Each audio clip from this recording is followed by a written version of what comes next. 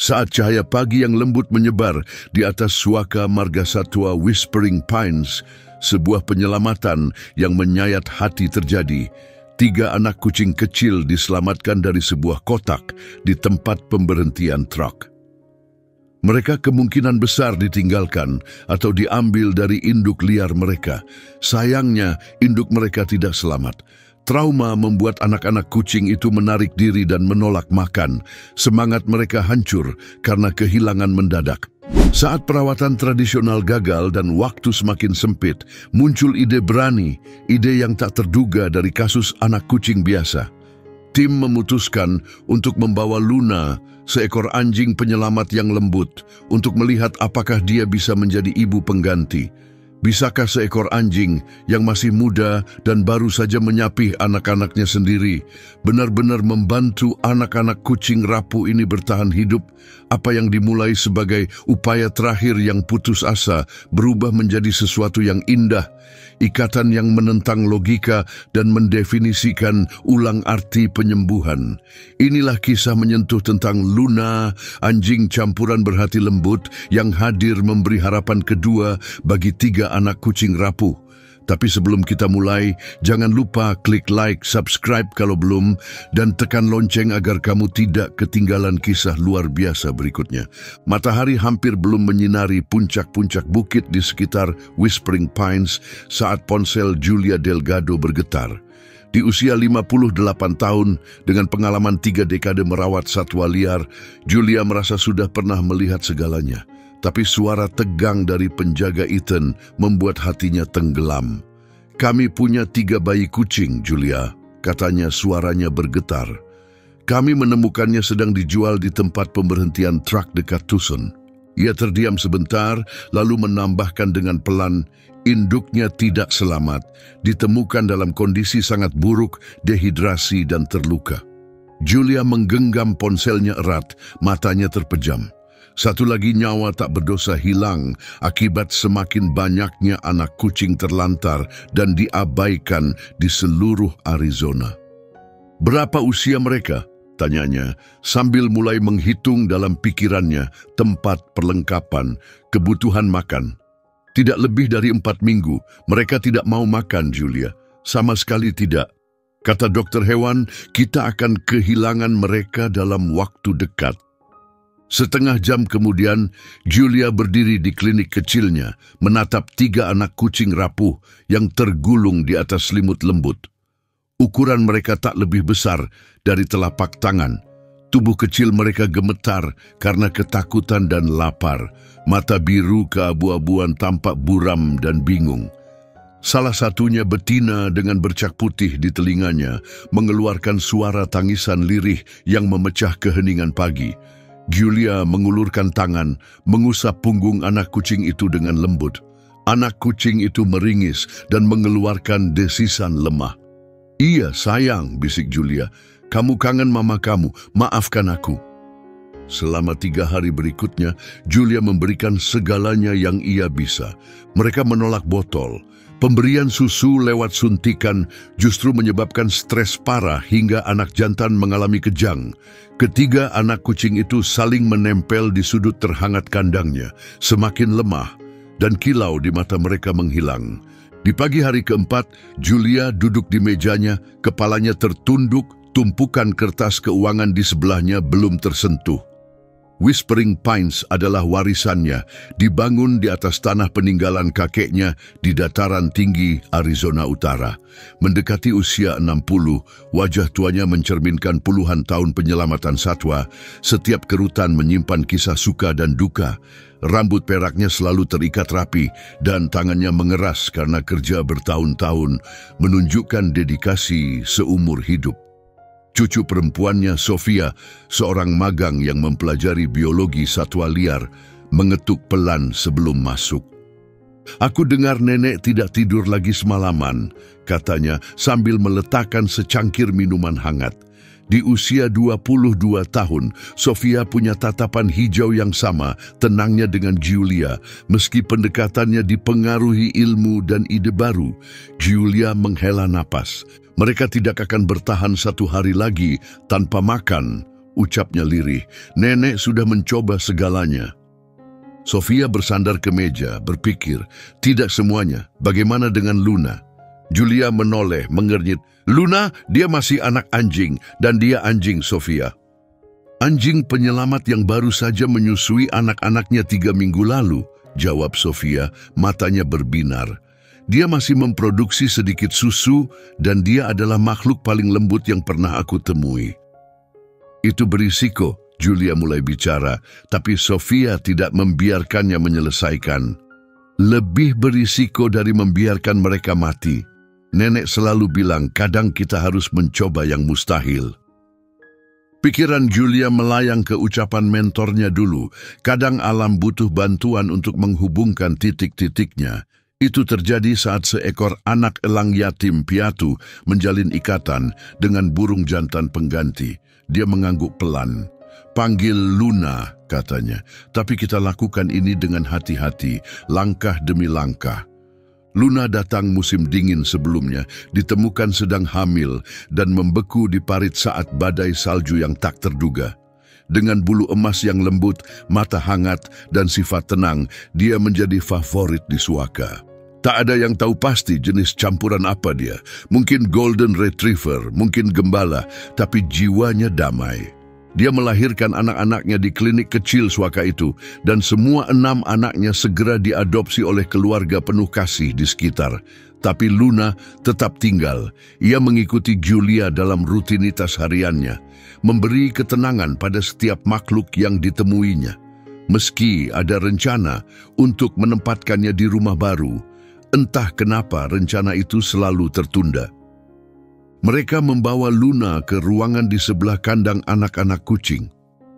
Julia sudah duduk di lantai, memeluk yang paling kecil dari 3 itu, anak betina dengan bercak putih di telinga, dibungkus handuk lembut. Napasnya lemah, tubuh kecilnya dingin meskipun dibaringkan di atas selimut berpemanas. Pelan-pelan ya Luna, bisik Julia saat Sofia membuka pintu dan membiarkan anjing itu masuk. Tenang, sayang. Telinga Luna terangkat, hidungnya mencium aroma yang belum dikenalnya. Luna melangkah masuk dengan hati-hati, ekornya bergerak pelan dan ragu. Saat ia mencapai Julia, Luna menundukkan kepala dan mengendus makhluk rapuh yang ada di pelukan Julia. Anak kucing itu bergerak lemah, mengeluarkan desisan pelan yang seolah menguras sisa tenaga terakhir yang ia miliki. Julia tetap diam, siap memisahkan mereka jika salah satu menunjukkan tanda stres. Tapi apa yang terjadi selanjutnya akan terukir di ingatannya selamanya. Luna mengeluarkan rintihan lirih penuh kerinduan, suara yang sama saat ia mencari anak-anaknya beberapa minggu sebelumnya. Ia membaringkan tubuhnya di samping Julia, memanjangkan lehernya, dan mulai menjilati anak kucing itu dengan lembut dan penuh kasih. Reaksinya langsung terasa. Alih-alih menghindar seperti saat disentuh manusia, anak kucing itu justru rileks. Perlahan, ia memiringkan wajahnya ke arah hangat bulu Luna. Nenek, bisik Sofia nyaris tak terdengar. Lihat, mata Julia dipenuhi air mata saat ia mendekatkan anak kucing itu ke tubuh Luna.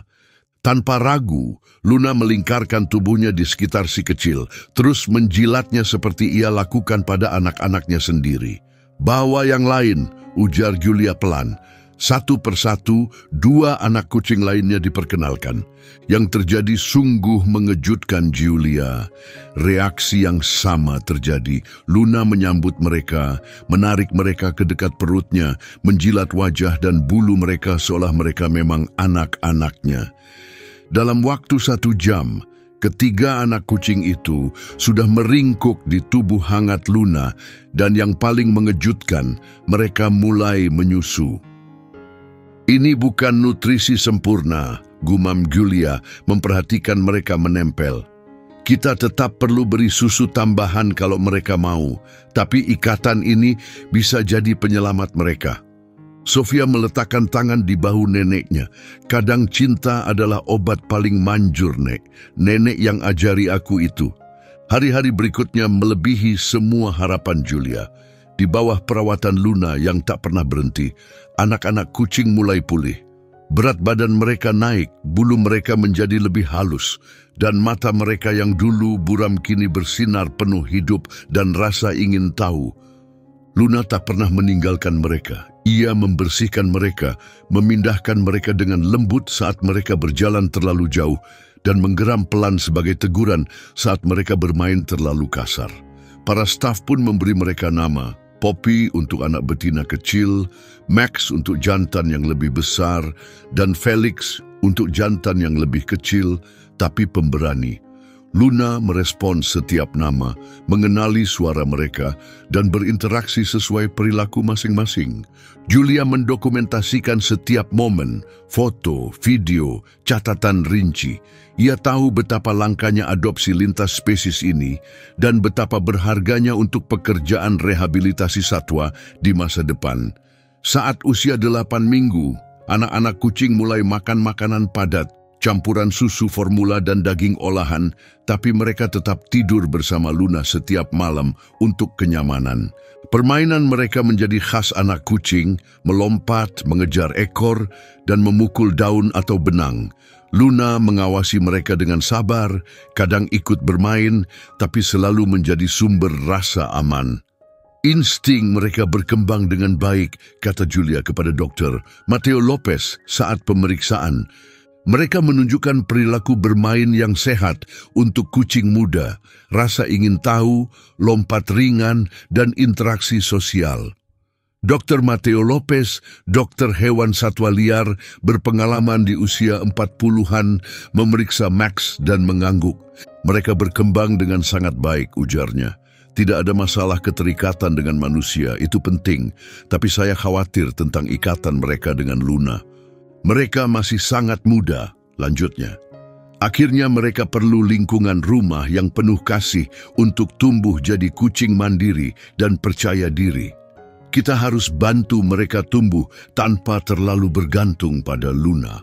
Julia sudah lama menghindari pikiran itu meskipun ia tahu itu benar. Misi Suaka itu selalu untuk merehabilitasi dan menempatkan hewan ke lingkungan yang sesuai. Untuk yang tidak bisa kembali ke alam, mereka mencari tempat aman dan alami. Memelihara hewan liar sebagai teman bukanlah sesuatu yang dipercayai Julia, bahkan di Suaka miliknya sendiri. Kita hadapi saat waktunya tiba, katanya, memperhatikan Max melompat turun dari meja dan langsung berlari ke arah Luna yang menunggu dengan tenang di dekatnya. Sekarang, dia memberi mereka apa yang mereka butuhkan. Ingat saja, ujar Dr. Mateo Lopez lembut, semakin lama mereka bersama, semakin menyakitkan perpisahannya untuk semuanya. Saat anak-anak kucing berusia 4 bulan, mereka menjadi pusat hati di Suaka itu. Para relawan menonton dari kejauhan dengan senyum tenang, kagum saat mereka mengejar daun atau ekor satu sama lain dengan keterampilan yang semakin tumbuh. Luna tetap setia di sisi mereka meski perannya perlahan berubah. Bukan lagi sebagai ibu penyayang, tapi sebagai teman penjaga, pelindung dengan kesabaran tanpa batas.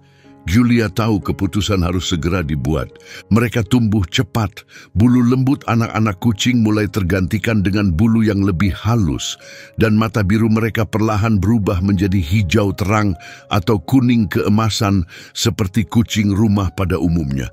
Sebentar lagi, mereka akan memulai perjalanan seperti kucing liar menuju kemandirian.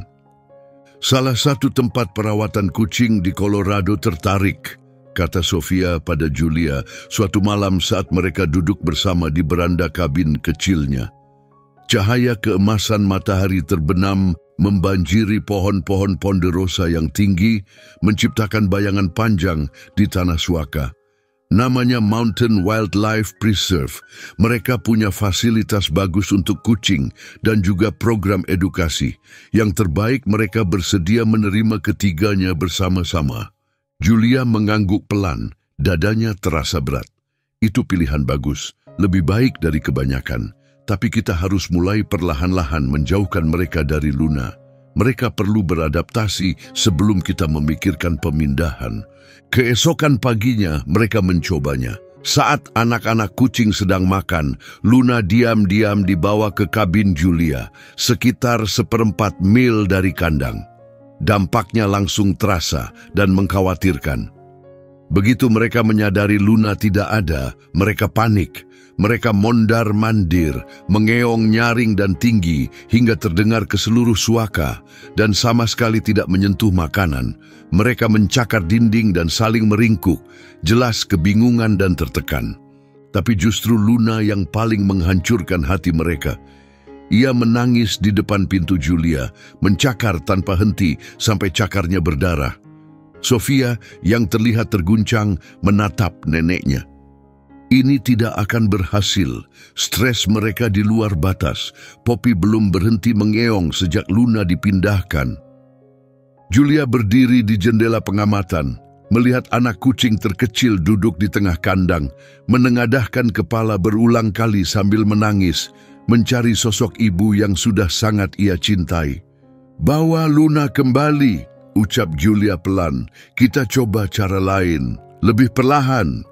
Yang terjadi kemudian adalah pertemuan kembali yang tak akan pernah dilupakan siapapun di sana. Luna berlari masuk ke kandang dan langsung dikelilingi ketiga anak kucing yang mengeong lembut, menggosok tubuh ke arahnya, mengendusnya dari kepala sampai kaki, lalu rebah bersandar padanya dengan ekspresi lega yang nyata.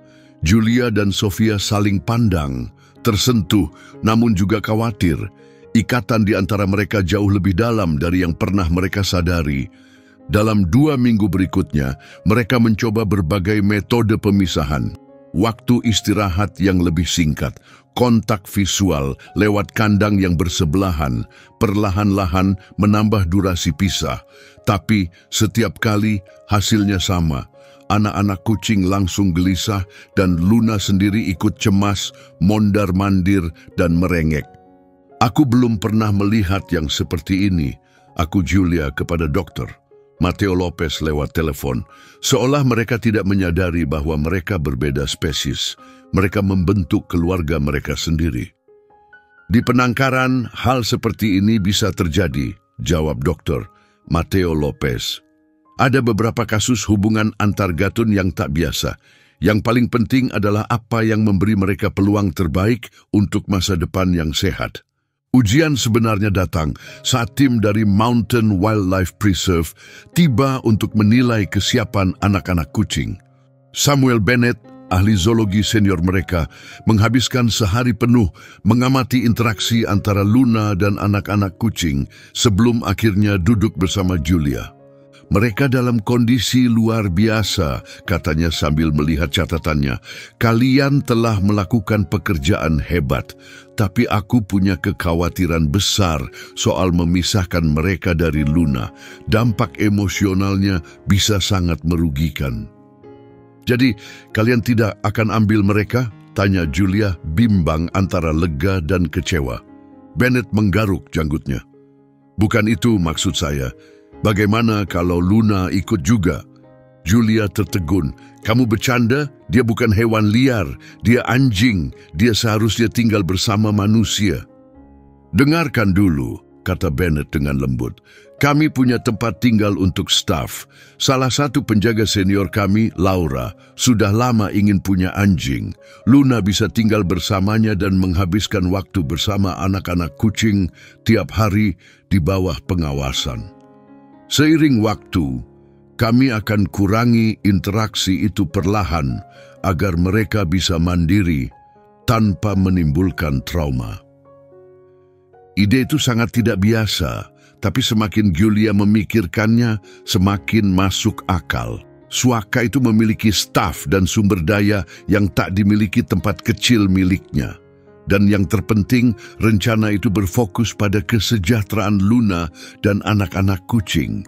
Setelah berbagai pertemuan, diskusi dengan Dewan, dan panggilan video dengan Laura, penjaga yang akan merawat Luna, Julia pun setuju. Hari keberangkatan penuh dengan emosi campur aduk. Julia dan Sofia sendiri yang mengantar hewan-hewan itu naik mobil van khusus. Luna tetap dekat dengan kandang selama perjalanan, sesekali mengeluarkan rengekan pelan, seolah meyakinkan anak-anaknya bahwa semuanya akan baik-baik saja. Suaka itu terletak di kaki pegunungan Colorado, sangat mengesankan, hutan luas, habitat alami, dan staf yang terampil serta penuh kasih. Laura, wanita hangat dan cekatan di usia 30-an, langsung memberikan kesan kuat pada Julia dengan ketenangannya dan dedikasinya yang jelas terhadap hewan. Mereka akan punya 3 kandang luar ruangan yang luas, jelas Laura saat memandu mereka ke area baru. Dirancang untuk memperkaya lingkungan mereka dan memudahkan kami memantau perkembangan saat mereka menyesuaikan diri.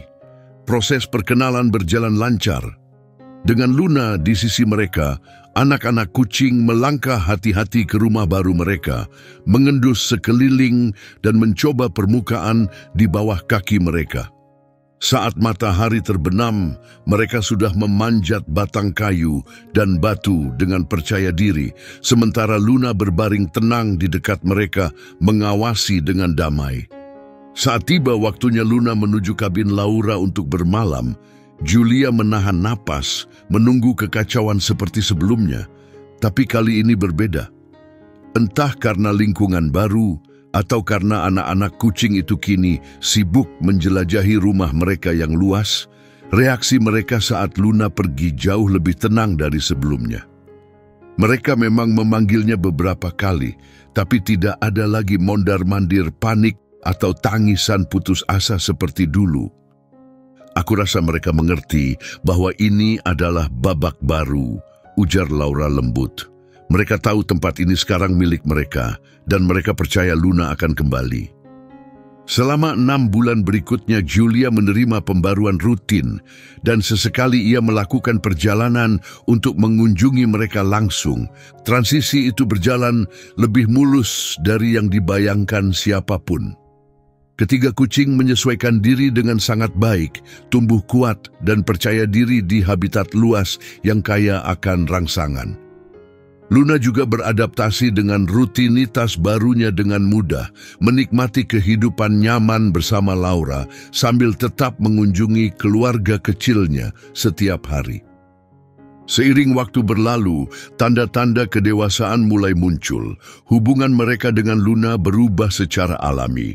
Meski mereka masih berlari menyambutnya setiap hari, mereka tidak lagi bergantung secara emosional padanya.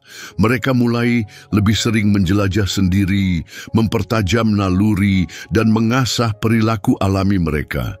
Saat ulang tahun pertama mereka tiba, mereka telah tumbuh menjadi kucing dewasa yang cantik dan percaya diri.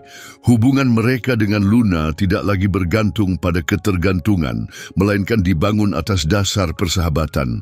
Namun, apa yang terjadi 1,5 tahun kemudian mengejutkan semua orang. Semuanya dimulai dari panggilan darurat dari Laura. "Itu Max," katanya dengan nada tegang. Dokter DeLuca mencurigai infeksi bakteri. Dia tidak mau makan dan pengobatannya tidak bekerja. Julia kini berusia 60 tahun dan mulai mempertimbangkan pensiun, merasa dadanya terhimpit.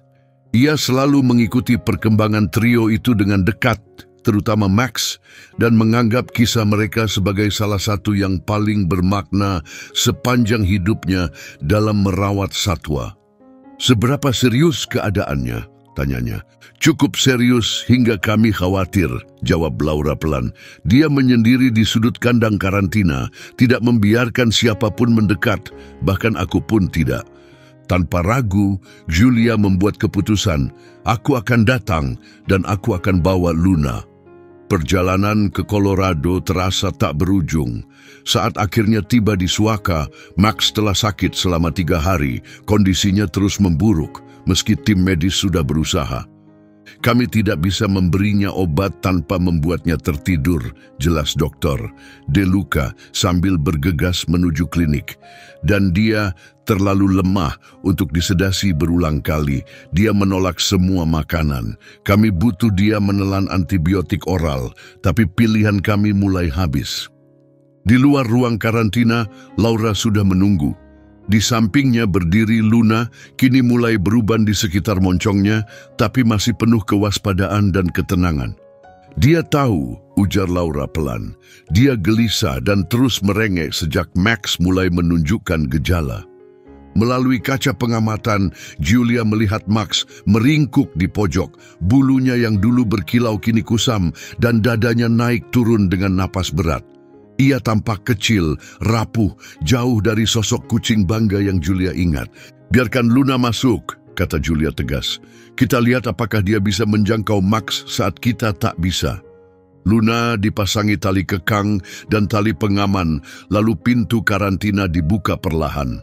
Anjing itu melangkah masuk dengan hati-hati, hidungnya mengendus udara, telinganya terarah penuh perhatian. Begitu melihat Max, Luna mengeluarkan rintihan lirih yang akrab. Max menoleh perlahan. Pandangannya bertemu dengan Luna dan sejenak ia tampak bingung, seperti sedang berjuang melawan kabut. Lalu ia mengeluarkan suara rendah, bukan geraman, bukan dengkuran, hanya panggilan pelan dan naluriah yang belum pernah terdengar lagi sejak ia masih anak kucing. Luna bergerak dengan penuh tujuan. Ia mendekat dengan tenang dan berbaring di samping Max, lalu mulai menjilati wajah dan telinganya dengan lembut, seperti yang dulu ia lakukan saat Max masih kecil tak berdaya. Apa yang terjadi selanjutnya mengejutkan semua orang. Max, yang tak makan selama beberapa hari, membiarkan dokter. De Luca membawa mangkuk dangkal berisi kaldu yang telah dicampur antibiotik. Dengan Luna di sisinya, memberikan kenyamanan yang berasal dari cinta dan kenangan, Max perlahan mulai minum. Aku tidak percaya, gumam dokter. De Luca takjub. Dalam beberapa hari berikutnya, Luna nyaris tak pernah meninggalkan sisi Max. Ia tetap berada di dekatnya setiap saat, berbaring di sampingnya, mendorongnya untuk makan, memberikan kehadiran yang tak bisa digantikan obat manapun. Saat Poppy dan Felix dibawa masuk sebentar untuk menjenguk, pemandangannya sungguh mengharukan. 3 kucing dewasa dan ibu anjing mereka berkumpul dalam keheningan yang penuh kasih. Pemandangan itu membuat Julia meneteskan air mata. Pemulihan Max berlangsung stabil. Nafsu makannya kembali, kekuatannya bertambah, dan infeksinya perlahan mereda. Optimisme hati-hati tim medis berubah menjadi harapan yang nyata. Perkembangannya luar biasa, kata dokter. De Luca pelan. Ini benar-benar sebuah keajaiban. Saat Max mulai melangkah perlahan-lahan di area pemulihan, dengan Luna berjalan tenang di sisinya, dokter. De Luca menoleh ke arah Julia. Aku sudah 20 tahun melakukan pekerjaan ini, ucapnya pelan, sambil memandangi pasangan yang tak biasa itu. Dan aku belum pernah melihat ikatan seperti ini sebelumnya. Julia mengangguk pelan, matanya mengikuti gerakan Max yang masih lambat. Cinta tidak peduli soal spesies, bisiknya, mengingat kembali banyaknya nyawa yang telah ia bantu selama bertahun-tahun. Tak ada yang seperti ini. Saat Max akhirnya dinyatakan sembuh dan siap kembali ke kandang utama, Laura mengusulkan sesuatu yang belum pernah dilakukan sebelumnya. Hanya untuk hari ini, katanya, aku rasa Luna harus ikut untuk membantunya kembali bersama Poppy dan Felix. Ini memang berbeda dari prosedur standar, tapi mengingat semua yang telah dilalui hewan-hewan ini bersama, direktur pun memberikan persetujuannya. Di bawah pengawasan ketat, Luna berjalan di samping Max saat mereka kembali ke habitat. Poppy dan Felix sudah menunggu, dan apa yang terjadi setelahnya akan selalu dikenang Julia. Dari tempatnya di dek pengamatan, ia melihat ketiga kucing itu berlari bersama dalam gelombang pengenalan. Ada geraman lembut, suara senang, dan sentuhan penuh kasih. Lalu seolah telah dilatih, padahal semuanya spontan, mereka bergerak bersama menuju Luna. Satu berbaring di atas kedua kaki depannya, satu bersandar di sisinya, dan yang ketiga meletakkan kepalanya di bahunya. Beberapa saat berlalu tanpa suara. Seekor anjing dan 3 ekor kucing, liar dan jinak, beristirahat bersama dalam keheningan yang dipenuhi sesuatu yang lebih dalam dari sekadar pemahaman. Sebuah momen yang lahir bukan dari naluri atau pelatihan, tetapi dari kepercayaan dan cinta. Inilah bisik Julia kepada Sofia yang langsung terbang ke sana begitu mendengar Max sakit. Inilah alasan aku mendedikasikan hidupku untuk pekerjaan ini. Untuk momen seperti ini, saat penyembuhan tidak datang seperti yang kita harapkan, tapi tetap datang. Di tahun-tahun setelahnya, hubungan Luna dengan ketiga kucing itu berubah secara alami. Saat mereka tumbuh dewasa sepenuhnya, mereka tidak lagi membutuhkan kehadirannya seperti dulu, tapi ikatan mereka tak pernah hilang. Luna, yang kini menua namun tetap penuh ketenangan, tetap mengunjungi mereka setiap hari. Bukan lagi sebagai ibu pengganti, tapi sebagai sahabat, dan sahabat yang sangat berharga. Pihak Suaka kemudian membagikan kisah mereka ke jaringan kedokteran hewan dan program pelatihan sebagai kasus luar biasa, memberikan wawasan baru tentang ikatan emosional dalam rehabilitasi satwa liar. Kisah ini memicu diskusi di kalangan pakar dan harapan bagi para pelaku di lapangan. Saat Julia akhirnya pensiun di usia 65 tahun, ia sering membagikan kisah Luna dalam kuliah untuk para mahasiswa dan perawat hewan muda. Obat yang paling kuat, ujarnya, saat gambar Luna dan keluarga kecil angkatnya terpampang di layar, tidak selalu datang dari botol atau prosedur. Kadang ia hidup dalam sesuatu yang jauh lebih sederhana, sebuah hubungan. Sosok yang tepat di saat yang tepat memenuhi kebutuhan yang tak bisa dipenuhi siapapun. Dan saat mengunjungi preserve di hari-hari damai, Julia kadang duduk diam di dekat kandang, mengamati. Luna kini sudah tua dan berjalan lebih lambat, berbaring di dekat pagar. Beberapa meter dari sana, ketiga kucing dewasa berjemur di bawah sinar matahari, tetap menjaga pandangan mereka pada Luna. Itu bukan pertemuan kembali, itu sudah menjadi kebiasaan mereka, sebuah keluarga, bukan karena darah, tapi karena pilihan. Julia tersenyum dan menggeleng pelan, mengingat keraguannya bertahun-tahun lalu saat Sofia pertama kali menyarankan menyatukan seekor anjing dengan 3 anak kucing liar yang trauma. Yang mustahil, gumamnya. Kadang yang mustahil adalah justru yang paling dibutuhkan. Dan saat matahari tenggelam di balik cakrawala, membalut segalanya dengan cahaya keemasan, pemandangan itu tetap tak berubah. Liar dan jinak yang diselamatkan dan sang penyelamat masih bersama. Sebuah pengingat hidup bahwa cinta yang sejati tak mengenal aturan dan tak peduli batas. Ia hanya datang dan tetap tinggal.